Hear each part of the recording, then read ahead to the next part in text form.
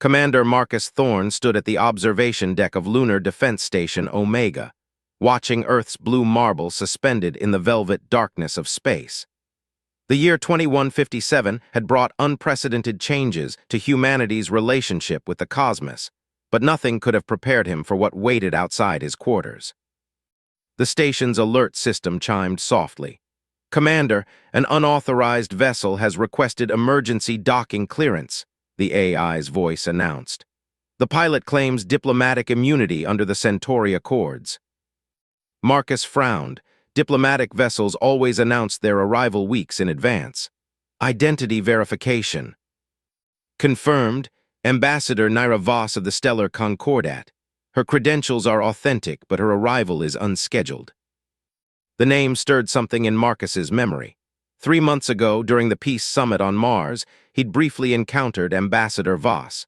She was striking even by her species' standards, tall and elegant, with iridescent copper skin that seemed to shimmer with its own inner light. The Concordat were known for their powerful telepathic abilities and strict diplomatic protocols. Unannounced visits were practically unheard of. "Grant clearance," Marcus ordered. "Security team to Docking Bay 3, diplomatic protocols in effect." He made his way to the docking bay, his mind racing through possible scenarios. The Concordat were Earth's strongest allies in the sector, but relations had been strained lately due to increasing raids by pirates targeting both human and alien vessels. The airlock cycled, and Ambassador Voss stepped through. She wore the traditional robes of her office, flowing garments that seemed to capture and reflect the station's lights. Her eyes, golden and cat-like, fixed on Marcus immediately. "Commander Thorne," she said, her voice carrying that distinctive harmonic quality of her species. "I apologize for my unexpected arrival, but time is critical." Marcus gestured toward the conference room. "Ambassador, we're honored by your visit, though I admit it's unusual. What I must discuss cannot wait for usual diplomatic channels." She moved with fluid grace as they walked. "You recall our brief interaction on Mars?" Of course. How could he forget? Even that short exchange had left him with an odd sensation, like static electricity dancing across his skin. Inside the conference room, Naira turned to face him. "During that meeting, I sensed something remarkable, a compatibility I've never encountered between our species." Marcus felt that same electric sensation again, stronger now. Compatibility. "My people have a tradition, Commander. When we encounter minds that resonate with our own, we can form a temporary bond, a sharing of consciousness that enhances both participants." Her golden eyes seemed to glow brighter. "Such bonds between different species are rare, almost mythical, yet with you I sense the potential."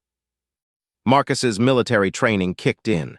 "Ambassador, if this is a diplomatic overture—" "This is far more personal," she interrupted, "and far more urgent. There are forces at work that threaten both our peoples. The bond I propose could be key to preventing a catastrophe." Before Marcus could respond, the station's alert system blared.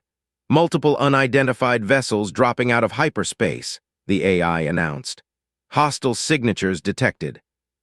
Naira's expression tightened. "They followed me.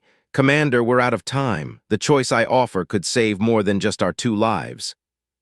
Marcus stared at the tactical display as red dots appeared, surrounding the station. His training told him to be suspicious, to follow protocols. But something deeper, more instinctive, told him to trust the alien diplomat standing before him. "What exactly are you proposing?" he asked, even as he began initiating the station's defense protocols. "A meeting of minds," Naira said, extending her hand. "A sharing of strengths. Your tactical expertise combined with my people's abilities could give us an advantage we desperately need." The tactical display showed more hostile ships arriving. Whatever was coming, it was bigger than anything the station had faced before. Marcus made his decision. "How do we begin?" Naira's relief was palpable. "Take my hand, Commander, and prepare yourself. This will be unlike anything you've experienced before." As their hands touched, Marcus felt the world shift. The electric sensation exploded into something far more profound, and he realized his life would never be the same again. The real question was, would he survive long enough to understand what he just agreed to? The moment their hands connected, Marcus's world exploded into sensation. Colors he'd never seen before danced across his vision, and thoughts that weren't his own whispered through his mind. Naira's consciousness brushed against his, alien yet somehow familiar. "Focus," her voice echoed in his head. "The bond takes time to stabilize. We need to defend the station." Marcus fought through the disorientation, forcing himself to concentrate on the tactical display. Through their shared awareness, he felt Naira's knowledge flow into him. The attacking ships weren't just pirates. They were Shadeweavers, a secretive faction within the stellar concordat that opposed any alliance with humans. "They believe our species are too different," Naira's thoughts explained. "They fear what we might become together." The station rocked with the first impact. Marcus's military training kicked in, enhanced now by Naira's intuitive understanding of Shadeweaver tactics. Through their bond, he could anticipate their attack patterns with uncanny accuracy. "Security teams to defensive positions," he ordered, his voice steady despite the chaos in his mind. "Activate countermeasure protocol Sierra 9. The station's defense systems came alive, guided by his expertise and Naira's insights. Together, they coordinated a response that seemed to flow like water, each action perfectly timed. Through their shared consciousness, Marcus understood why the Shadeweavers had chosen this moment to attack. "The Concordat Council meeting," he realized. "They're trying to prevent you from reaching it." Naira's mental affirmation carried undertones of worry. "They discovered my research into ancient bonding protocols, the evidence that humans and Concordat share a deeper connection than anyone suspected. Our compatibility isn't just rare, it's unprecedented." Another blast rocked the station. Through their bond, Marcus felt Naira's pain as if it were his own. She'd struck her shoulder against a bulkhead. The sensation was disorienting, but he forced himself to focus on the tactical display. "Lieutenant Rahman," he called over the comm, "coordinate with engineering, reroute power to the ventral shields." The bond was growing stronger. Marcus could sense Naira's memories flowing beneath the surface of his consciousness. Glimpses of crystal cities on distant worlds, the weight of centuries of diplomatic tradition, and something else. Something the Shadeweavers feared more than simple cooperation between species. "The prophecy," he whispered, the knowledge surfacing from their shared awareness. "That's what this is really about." Naira's surprise rippled through their connection. "You shouldn't be able to access those memories so easily.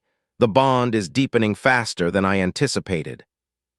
The ancient texts she discovered spoke of a time when two species would join in perfect harmony, their combined potential unleashing changes that would reshape the galaxy.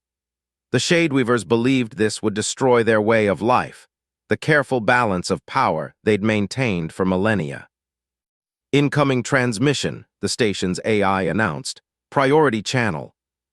The holoscreen flickered to life, revealing a face Marcus recognized: Admiral Jensen, Earth Defense Command.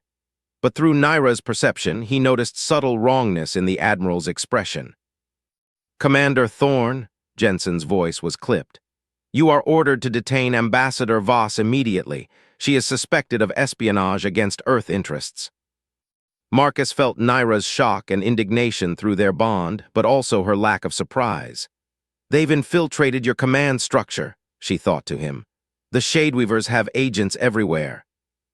"Admiral," Marcus replied carefully, "with all due respect, the ambassador has diplomatic immunity under the Centauri Accords." "This comes directly from the Security Council," Jensen snapped. "Comply immediately or face charges of treason." The bond between them surged with sudden clarity. Marcus saw the full scope of what they faced, not just corrupt officials or xenophobic extremists, but a conspiracy that threatened the future of both their species.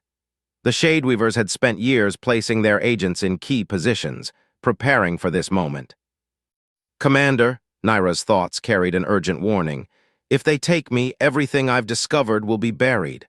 The truth about our species' potential will die with me." Marcus made his decision. Through their bond, Naira felt his resolve crystallize even before he spoke. "Admiral," he said, his voice steady, "I'm invoking Emergency Protocol Omega. As of this moment, Lunar Defense Station Omega is under lockdown. No orders will be accepted without full authentication from 3 separate command sources." Jensen's face contorted with rage. "You're making a mistake, Commander, one you won't survive." The transmission cut off. Through their shared consciousness, Marcus and Naira prepared for what they knew was coming. The Shadeweavers wouldn't stop with one attack, and now they faced enemies from within their own ranks as well. "We need to reach the Council," Naira thought. "Show them the truth." Marcus nodded, already formulating plans with both their minds working in concert. "First, we need to survive the next few hours." Around them, the station's alarms continued to wail, warning of more ships approaching. But in their joined minds, a new possibility was taking shape, one that neither of them could have conceived of alone. The next 12 hours aboard Lunar Defense Station, Omega became a desperate dance of survival and discovery. As Marcus and Naira's bond deepened, they found themselves sharing more than just thoughts. They were becoming something entirely new. "Secondary hull breach in Section 7, the AI reported. "Emergency containment holding." Through their shared consciousness, Marcus coordinated the station's defenses, while Naira used her telepathic abilities to detect incoming threats. Their merged awareness gave them an unprecedented advantage, allowing them to react to attacks before they even materialized. "The Shadeweavers are adapting," Naira observed, her thoughts flowing seamlessly into Marcus's mind. "They've never encountered a bonded pair like us before." Marcus directed a squadron of defense drones to intercept an incoming torpedo. Through their connection, he felt Naira's growing concern about the changes in their bond. This level of integration wasn't supposed to be possible between their species. Lieutenant Raman's voice crackled over the comm. "Commander, we've detected unusual energy signatures from the attacking vessels. They're using technology that doesn't match known Concordat specifications." Because it's not just Concordat technology, Naira realized, drawing from their combined understanding. They're using forbidden tech neural disruptors designed to break our bond. The revelation came with a flood of shared memories. Marcus saw through Naira's experiences, secret meetings, hidden archives, ancient warnings about the power of cross-species bonding. The Shadeweavers weren't just afraid of change, they were terrified of evolution itself. A violent tremor shook the station as a neural pulse weapon detonated nearby. Both Marcus and Naira cried out as the blast tried to tear their minds apart. But instead of breaking their connection, the attack somehow strengthened it. "This isn't just about politics anymore," Marcus thought, feeling Naira's agreement. "They're afraid of what we represent, proof that their entire ideology is wrong." Through their bond, they began formulating a plan. The station's quantum communications array could broadcast the truth to both Earth and the Concordat simultaneously. But first, they needed to survive long enough to gather the evidence. As they worked, their consciousness continued to merge in unexpected ways. Marcus found himself understanding complex Concordat mathematics, while Naira gained intuitive grasp of human military tactics. They were becoming living proof of what their species could achieve together. The next attack came from within. Security teams loyal to Admiral Jensen attempted to breach the command center. But through their shared awareness, Marcus and Naira had already prepared countermeasures. "I'm sorry," Marcus told his former comrades through the intercom as non-lethal gas filled their section. "But what's at stake here is bigger than any of us." The station's AI suddenly chimed in. "Commander, incoming transmission. Source, Concordat High Council." Marcus and Naira shared a moment of hope. Perhaps they wouldn't have to fight this battle alone after all. The holographic projection materialized, showing not just the Concordat Council, but also Earth's Security Council. The faces of the most powerful beings in 2 civilizations stared at Marcus and Naira with a mixture of shock, curiosity, and concern. "This is unprecedented," the Concordat High Speaker declared, their crystalline features catching the light. "Our sensors detect a level of neural synchronization that should be impossible." Through their bond, Marcus and Naira presented their case together, their voices and thoughts weaving into a single narrative. They revealed the Shadeweaver conspiracy, the corruption in both governments, and the suppressed research about human concordat compatibility. What you're witnessing, Naira explained, is not a threat to our civilizations, but the next step in our evolution as spacefaring species. Marcus added, the Shadeweavers have agents in both our governments, Admiral Jensen. A massive explosion rocked the station before he could finish. Through their bond, they felt the synchronized attack beginning, the Shadeweavers' final attempt to silence them. Multiple breaches detected, the AI reported. Hostile boarding parties on 3 levels. But this time they weren't alone. The high speaker's voice rang out. We have confirmed your evidence. Defense fleets from both Earth and the Concordat are en route. The next hour became a battle for survival. Marcus and Naira moved through the station as one being, their shared consciousness allowing them to coordinate defense efforts with supernatural efficiency. Through their bond, they could sense the location of every intruder, predict every attack. The Shadeweaver boarding parties found themselves facing an impossible opponent, human tactical expertise merged with Concordat telepathic power. Security teams loyal to Marcus watched in awe as their commander, and the alien diplomat moved in perfect synchronization, disabling attackers with a combination of human combat techniques and Concordat neural manipulation. They're targeting the quantum array, Naira warned through their bond. They'll try to stop us from broadcasting the full evidence. Together, they raced to the communications center. Through their shared awareness, they could feel the approaching reinforcements from both their peoples. They just had to hold out a little longer.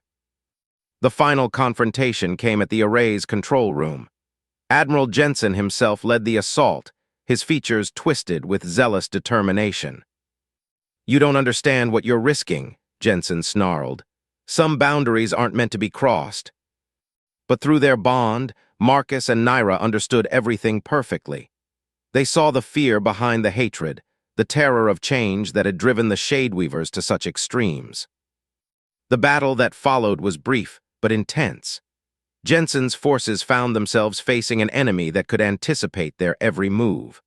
The bond between Marcus and Naira had grown so strong that they functioned as a single warrior, their movements flowing together like water. As the last of Jensen's forces fell, the Admiral himself stood cornered, his weapon trained on the quantum array's main console. It's over, Marcus and Naira spoke in unison, their voices carrying the weight of 2 civilizations' futures. The distant thunder of approaching ships echoed through the station's hull. Help was finally arriving, but the real victory had already been won. In proving what was possible between their species, Marcus and Naira had changed everything.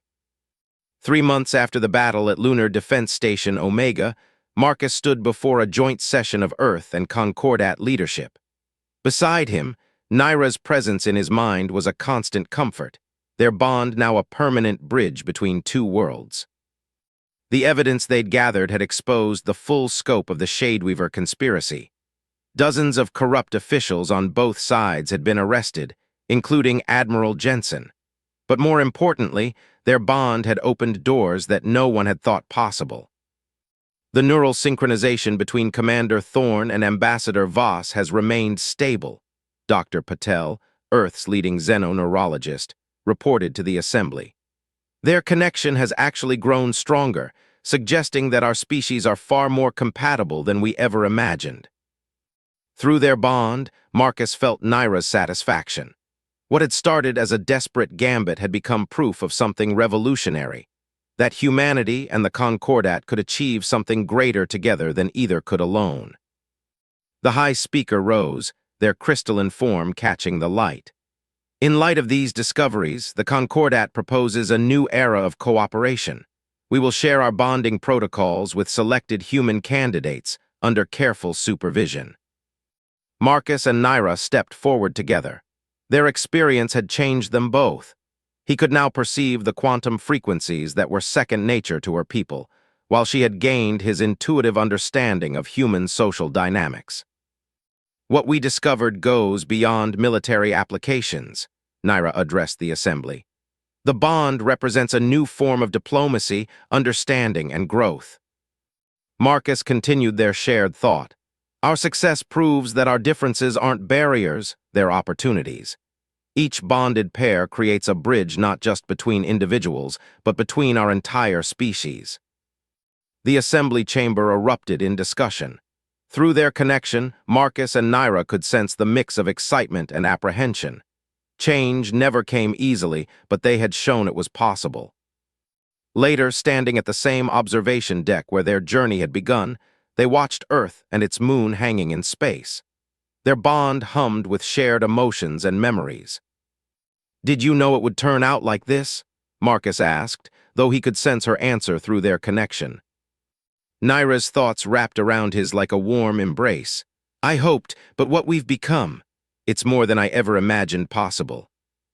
They had retained their individual identities while gaining something greater, a shared consciousness that enhanced rather than erased their unique perspectives. Through their example, others would follow, each bonded pair adding new dimensions to the bridge between their peoples. "They're calling us the first pair," Marcus mused, feeling Naira's amusement at the title. "Humans do love their historical labels," she teased, her thoughts dancing with affection. "Though I suppose we did make history." The station's AI interrupted their moment. "First candidates for the bonding program have been selected. They're requesting your presence as advisors." Marcus and Naira shared a smile, both physical and mental. Their journey had only been the beginning. Together, they would guide others down this new path, showing them how to bridge the gap between worlds. As they walked to meet the candidates, their shared consciousness hummed with possibility. They had not just changed their own lives or saved their peoples from conspiracy. They had opened the door to humanity's next great adventure. The future they had glimpsed in their first moments of bonding was becoming reality.